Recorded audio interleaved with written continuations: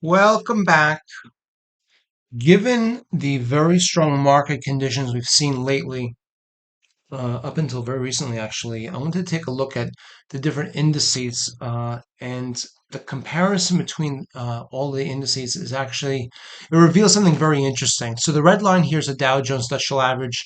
The purple is S&P 500, the green is the Nasdaq, the yellow is the Russell 2000. There's differences between these different indices. The Dow represents the 30 largest stocks. The S&P 500, the 500 stocks that represent those companies represent the U.S. economy, I believe, most accurately. The Nasdaq is heavily weighted towards technology, and the Russell 2000 are small cap stocks. Now, uh, this shows us the ranking in terms of their daily closes over the past year. Now, in the stock index, for example, the Dow, when it closes at the 52-week high, at the highest point of the year, it registers a 0 or a 1, which we can see on the left-hand axis, and we can see all these indices have been trading right near their yearly highs. Now, the black line at the bottom shows the spread, the difference between the strongest and weakest position among the four different indices. Now, generally speaking, when you have all the stock indices, no matter what they are, the S&P 500 or the Russell, when they all trade in a very similar manner, it's usually indicative that we have a very strong trend, and sometimes that signals beginning of the end of that long-term trend. When all the stocks start to move in the same direction, oftentimes that's the beginning of a reversal. Now, this is where we are right now. We can see the spread on the right-hand side. That's the axis for the spread. Currently sits at a level, maybe 20 or so, and that's the difference between the strongest and weakest indices. Now, compare that to what we've seen in the past. For example, this is the year 2000. And we see that when all the stocks were trading near their highs, August of 2000, September or so, the spread was at historic lows, around 50 or so.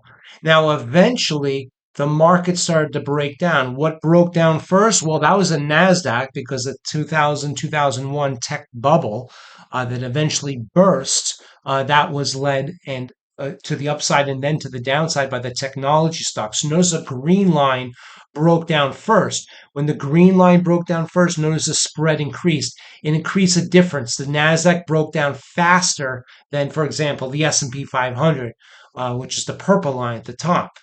Now, this is 2007. Notice how the spread was very low, actually very similar to where we are now, about the 2025 level, when all the different indices were trading near their yearly highs.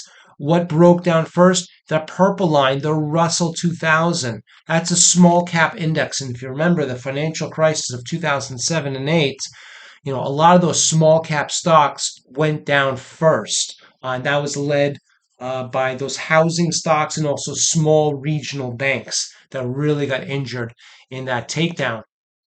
Here we see 2018. That was a very unusual situation, of course. All the stocks or indices are trading right near their highs. And then what broke down first? The Russell 2000, again, the small cap stocks. You'll notice when you have a broad-based market rally, usually it's the small cap stocks that break down first. And that's not an accident because those small cap stocks represent small companies, and the small companies do not have the resilience or the diversification that a larger company like Disney or Coca-Cola may have. The larger companies tend to sustain these downturns better. Small cap companies, oftentimes will go out of business. Now, this is where we are now. Compare the Dow, which is the red line. Those are the 30 largest stocks, like again, Disney and Coca-Cola, and the Russell 2000, which represents the smallest cap stocks. The spread is found at the bottom, this time with the gray histogram bars. And you see the Russell 2000 again is breaking down. Now, again, this does not mean that this is the beginning of the end for the stock market. But I think it's very interesting to see that the spread is sitting at historic lows as it has in the past in 2000, 2007. But we'll have to see how this plays out. There's no timing mechanism on this analysis. This could stay near the record highs for a sustained period of time. I just think it's important to recognize that all the indices are trading near their yearly highs and the spread is very, very narrow. It seems that all the stocks, or the vast majority of all the different stocks and different indices that we follow, are trading in a very similar fashion. We hope this has been helpful. We look forward to seeing you back soon.